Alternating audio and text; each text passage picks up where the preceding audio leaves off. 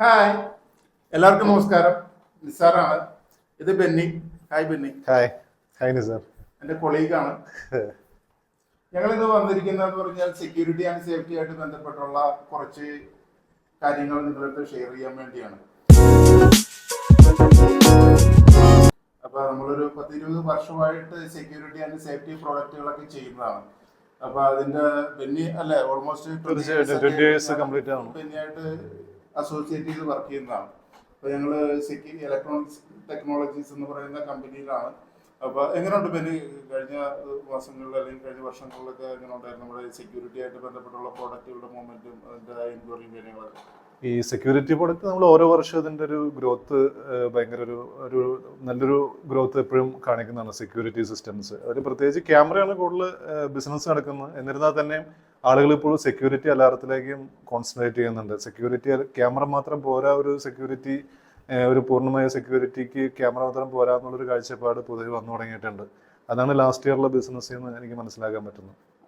ഞാൻ ബെന്നിനെ ഈ ഡിസ്കഷനിൽ ഉൾപ്പെടുത്തി എന്ന് പറഞ്ഞു കഴിഞ്ഞാൽ സെക്യൂരിറ്റി എന്ന് പറഞ്ഞു കഴിഞ്ഞാൽ ഒരു 90% അല്ലെങ്കിൽ 95% ആൾക്കാർ ധരിച്ചിരിക്കുന്ന CCTV പ്രോഡക്റ്റുകളാണ്, ശരിയല്ലേ? തീർച്ചയായിട്ടും. അപ്പൊ CCTV മാത്രമല്ല നമ്മൾ സെക്യൂരിറ്റി പ്രോഡക്റ്റ് ആയിട്ട് വന്നത്. ഇപ്പൊ CCTV എന്ന് പറഞ്ഞു കഴിഞ്ഞാൽ കള്ളൻ കയറിയിട്ടുണ്ടോ എന്നൊക്കെ നമുക്ക് ഒരാഴ്ച അല്ലെങ്കിൽ ഒരു മാസം കഴിഞ്ഞ് ചെക്ക് ചെയ്ത് നോക്കുന്ന ഒരു ഡിവൈസ് ആണ്.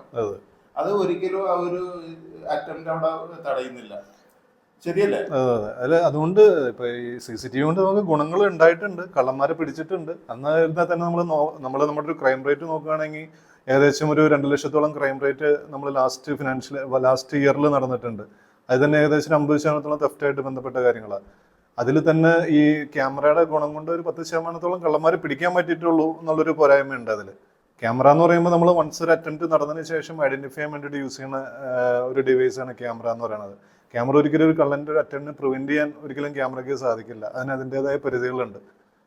അപ്പോൾ നമ്മളൊരു സെക്യൂരിറ്റി അലാറോടും കൂടി ഇതിലേക്ക് വരുമ്പോഴാണ് അത് രണ്ടോടും കൂടി പ്രവർത്തിക്കുമ്പോഴാണ് നമുക്ക് പൂർണ്ണമായിട്ടൊരു സെക്യൂരിറ്റി സിസ്റ്റം റൺ ചെയ്യുള്ളൂ. ഒരു സ്ഥാപനത്തിലാണെങ്കിലും ശരി, ഒരു വീട്ടിലാണെങ്കിലും ശരി. ഇപ്പൊ ഈ അലാം സിസ്റ്റം എന്ന് പറയുന്ന ഒരു സംഭവം ഉണ്ടല്ലോ, ഞാനും ചെയ്യുന്ന ഒരു കാര്യം തന്നെ ചെയ്യാറുണ്ട്. പക്ഷെ എനിക്ക് തോന്നുന്നു CCTVയുടെ അത്ര ഒരു പ്രൊമോഷൻ ഈ അലാം സിസ്റ്റത്തിന് ഭയങ്കര ഡൗട്ടുണ്ട്. അത് പൊതുവെ ഇതിന്റെ ഇന്റഗ്രേറ്റേഴ്സ്, ക്യാമറയ്ക്കുള്ള ഇന്റഗ്രേറ്റേഴ്സ് വളരെ കൂടുതലാണ്. ആളുകൾക്കാണെങ്കിലും ഒരു വീട്ടിൽ ചെല്ലുമ്പോൾ സെക്യൂരിറ്റി എന്നുള്ള രീതിയിൽ ആളുകൾ പൊതുവെ കാണുന്നത് ക്യാമറയാണ്. അപ്പൊ ഇതിന്റെ ഒരു അവബോധം മൊത്തത്തിൽ കുറവാന്നുള്ളതൊരു ശരിയായ കാര്യമാണ്. നമുക്ക് പറ്റാവുന്ന റീച്ച് ചെയ്യാവുന്ന ആൾക്കാരുടെ അടുത്തെല്ലാം, പ്രത്യേകിച്ച് നമ്മളൊരു സെക്യൂരിറ്റി ക്യാമറയുടെ എൻക്വയറി തന്നെ കസ്റ്റമേഴ്സിൻ്റെ അടുത്ത് നമ്മൾ എഡ്യൂക്കേറ്റ് ചെയ്യാറുണ്ട്.